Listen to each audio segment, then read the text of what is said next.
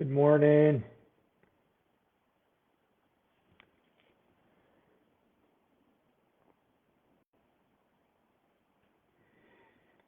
Good morning.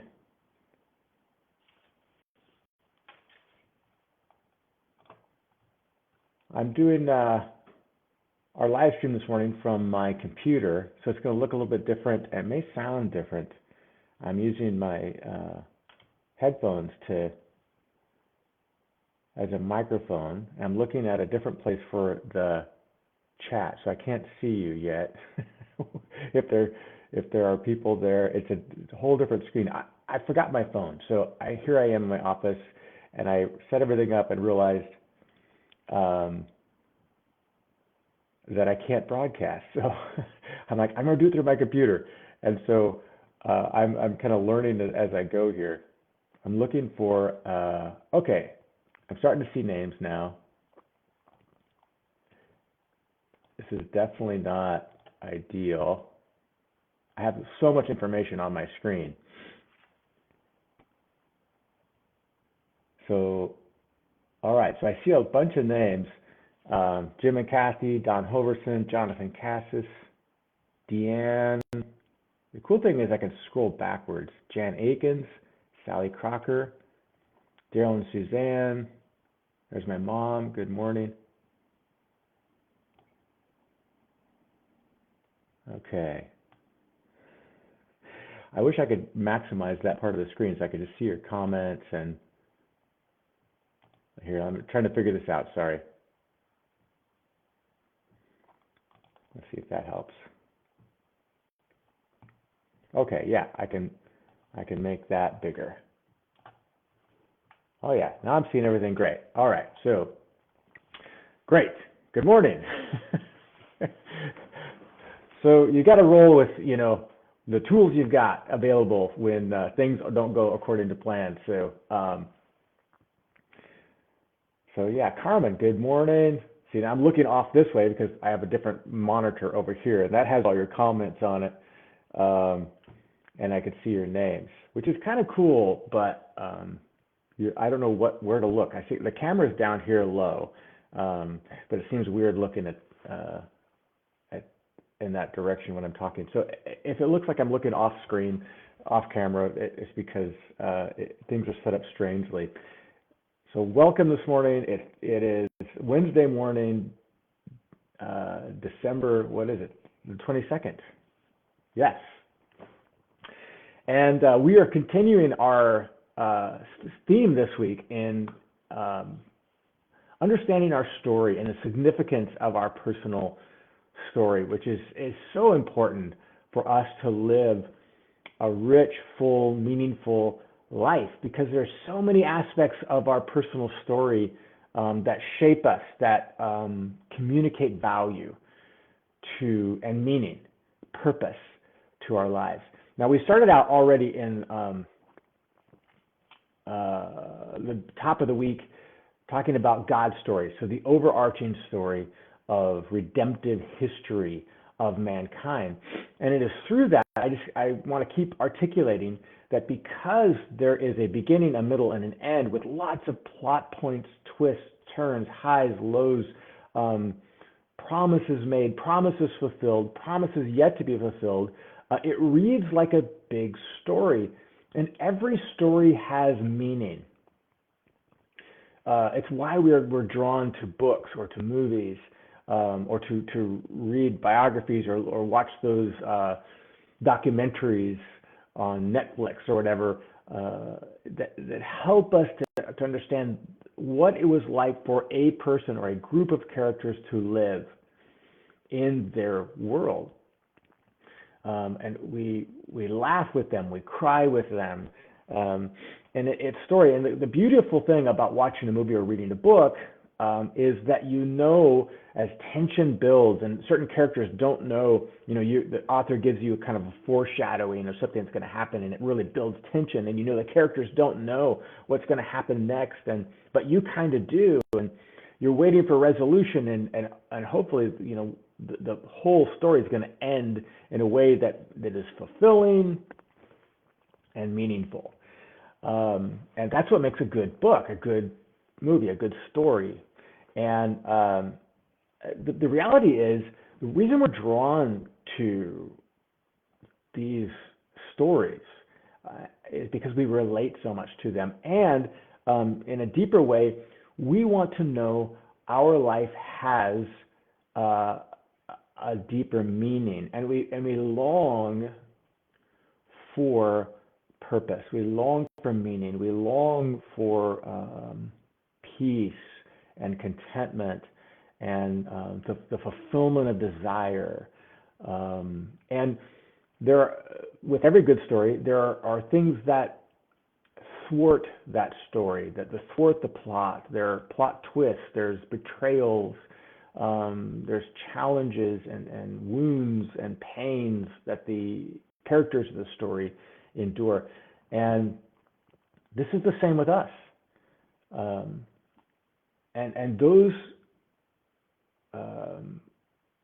pains, those wounds, those tragedies, those traumas shape who they are and how they view the world. And that's the same with us. And if you think about it from redemptive history, the viewpoint of all of humanity, you have creation, everything's going great. Then you have the fall, and all of a sudden the characters are now wondering when their next meal is going to come from, wondering how things are going to turn out, right? It kind of sends their life into an unmoored, unsettled state, and they're searching to reconnect with their creator and connect with one another and find meaning. And God reveals over the course of human history more and more about their destiny and their story. He interacts with them in very personal ways, to see them, to provide for them, to rescue, deliver. Over and over and over, we see this all throughout redemptive human history. And it's all working toward this final ending, this resolution where God restores Eden. And we live for eternity in the glorious presence of God and in perfect relationship with one another. We're longing for that in our own life, in our own story. We're well acquainted with how things ought to be, and the reality that things aren't that way. And we're struggling with our own limitations and our own story, and to find deep meaning and to connect deeply with our Creator if we are people of faith, and find meaning in all of these things. And we long for that ultimate ending where we're in the presence of God and with our loved ones and experiencing unbroken communion with God. So what I have found and what I'm learning is to really understand the deep meaning of our story. We have to go backwards in our life and reread our life as a story. We have to understand who the main characters are that come into our lives and exit our lives. We have to understand the major plot points, where those things that were so deeply moving and meaningful to us, and those things that harmed us, those traumatic things, significant people and significant events that shape us, that cause us to question what is good, and to bring fear into our life, and sadness and loss, pain, happiness, joy, surprise. All of these things that shape our journey, profoundly shape who we are and how we view the world. And if we go back and we look at those things and examine them in deeper ways and with an openness, because it's hard, especially those things that are painful in our life, that we'd rather not go back and look at. I've kind of taken, especially as Christians, we have the tendency to look at all things and kind of just shuffle them into this neat box that says, God is good, He provides, and I don't need to go back and look at that kind of stuff, only to look at the painful things of my life, or the things that shaped me, or the people that both encouraged me or let me down, who invested in me or betrayed me. I really only want to look at the good things, and just kind of box it all together and say, God's good, and I just want to be a good person and live a good life. But that's pretty generic.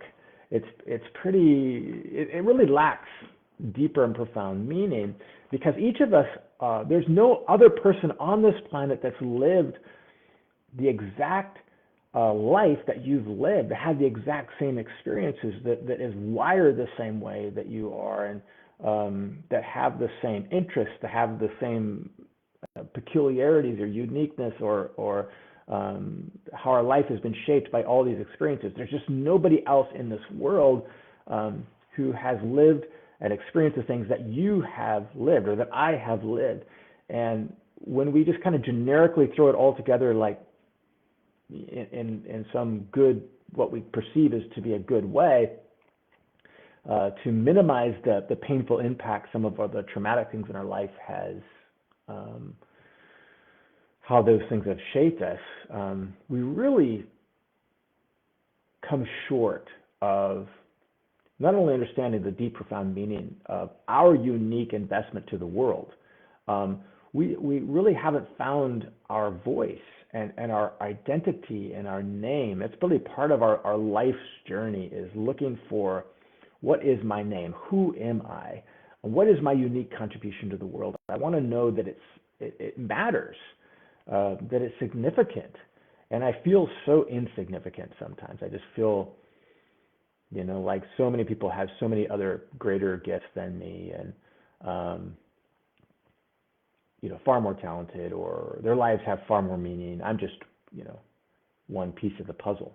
And there is some sense where, we acknowledge that, we don't want to look more highly at ourselves than we ought, but we have to really acknowledge that there is no other piece of the puzzle that is quite like us.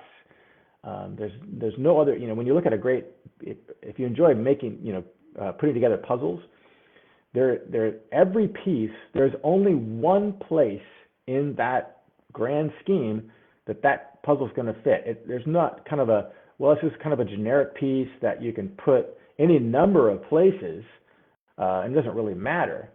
Every piece is unique. It's only going to fit in one location in order for the big picture to be completed. And that is us. That's how God created us. And no one has the face, the eyes, the features, the heart, the desires, the talents, and the life experience that we have and that we can bring, and which brings meaning not only to us, but how we impact the people around us. We play a significant role in painting, just as people painted our life, we play a significant role in painting the lives of people around us, our children, our grandchildren, our friends, our coworkers, our spouses, all of these relationships. We are investing and painting in their life. It's so important for us to do that really well. We got to know our unique contribution, who we are, what is our name, what is our uniqueness, what's my role in the world. But the journey to discover that is complex. And I've lived 54 years on this planet, and I feel like I'm learning every day something new about my contribution. And also, I'm left to wonder and scratch my head lots of times. It's like, what on earth? Why is this a part of my life? A part of my thinking, and I look at them as limitations and so on. And it's true. It's all part of the package, but that's by God's design. And there's mystery, and it takes a lot of work and wisdom. But one helpful tool is to go back and read our story as if you're reading a book. Go back as kind of almost like you detach as a third-party observer, and you go back and you look at the events of your childhood. You look at the events of your adolescence. The important people, the relationships, the loves, the betrayals, the traumas, the victories. You look at your early 20s, and what shaped you. What are the people in your life that were significant as they came in and out of your life? And when you start to lay these things down and really read them with great detail, it's easy to kind of broad brush. And oftentimes we kind of, for me, in my experience, when I go back and look at specific details of my life, often some of the details are just not there. I have these general memories that it really takes a lot of work to go and bring back some of the detail of that experience and to put them in some sort of chronology. And I've been working at this more recently in the last couple of months. That has been actually yielded some pretty rich results in my understanding my role, my purpose, who I am. That I could contribute more fully. And so going back and reading the details of these events and these people in our life that has shaped us, and to see how they influence the present. Adam Young is a blogger. I don't know that I recommend him, but he says and writes some things that have influenced some new thought in my head. And one of the things that he said, one of the quotes, he quotes some story that I don't remember the title of, and the statement is this: the past is never in the past. It's not even past. And it's a line from some book that he read. But the truth of it is, sometimes we think the past is just being back there in the past. Some of it I just want to forget, or I don't have a clear memory of it. But until we understand that how that actually shapes our present, it's not in the past. It's never in the past. It's not even past. It shapes who we are, how we think. If we're really going to understand that and understand our current contribution to the world and the people around us, we have to go backwards and look at those really life-shaping events and so on, and to find meaning.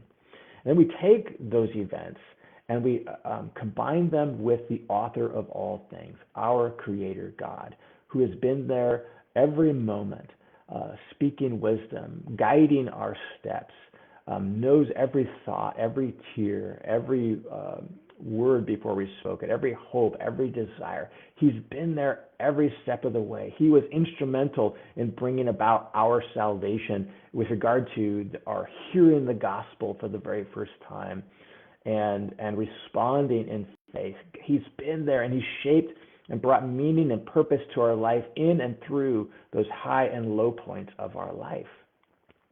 He is the author of our life. And then we understand our role as a co-author, a co-writer, because we have choices that we take responsibility for as well. And we go back and we look at these things and we start to put together themes. We start to put together, we start to connect the dots with significant events and re-feel the emotions associated with those experiences. It can begin to bring new life to understanding the world, my world, and how it works, and how I view things. And when we start to understand this and how we actually think and the things that shape this, all of a sudden we see our voice. We start hearing our voice and our contribution to the people around, how we do the things we do, why it's so important for me to affirm someone else. Why is it so important for me to rescue somebody who's in a difficult spot, or to stand up for the underdog? Why am I compelled in some of these areas? It's our story to this point that really shapes why we do the things that we do. And God has been working in and through those things to bring about deep meaning, so that we know how we're going to contribute to people around us. And so there's so much more to talk about. I just wanted to introduce that idea, to spend time and think about this. This is something we can't do in a day, and tomorrow we're going to pick up the next part of our story, the puzzle, which we are. But it is complex, our lives, and they're so rich in meaning. And sometimes we can broad brush and generalize, and we risk losing our most important, meaningful contribution to the people around us. And so that's the next part of our theme is we see God's story, we see our part has meaning in God's story, but to really understand the true contribution we have to go backwards and look at see the people and events that shaped us, to really understand our voice and who we are, to understand our name, so what to contribute, and what our story really comes to mean.